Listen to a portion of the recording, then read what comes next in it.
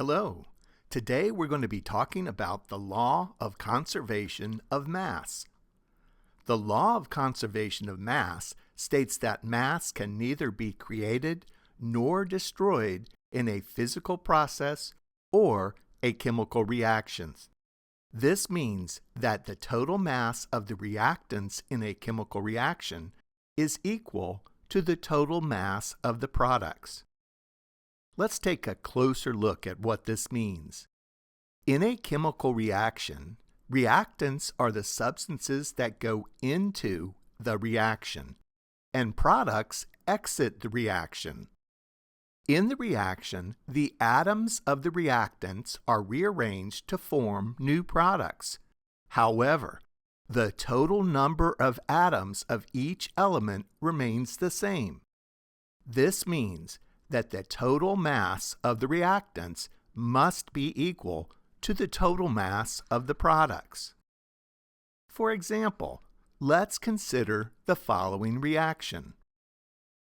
In this reaction, two hydrogen molecules, symbolized by the H2 here, react with one oxygen molecule, O2, to form two water molecules, H2O.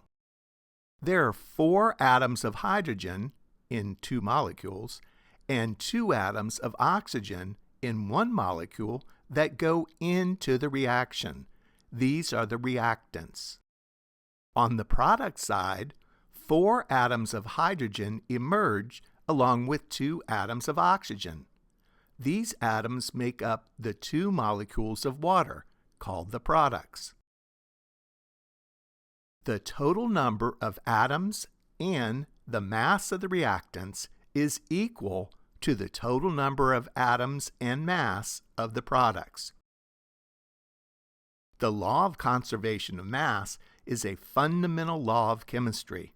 It's used to balance chemical equations and to predict the products of chemical reactions. The law of conservation of mass also applies to physical changes. In a physical change, the substance changes its state of matter, but the chemical composition of the substance remains the same. For example, when water freezes into ice, the water molecules are still water molecules. Here, 200 grams of liquid water, when frozen, still has a total mass of 200 grams. The water is now in the solid form called ice. The only difference is that the water molecules are now arranged in a different way. The law of conservation of mass is a very important law. It helps us understand how matter behaves in chemical and physical changes. That's all for today. Thank you for watching.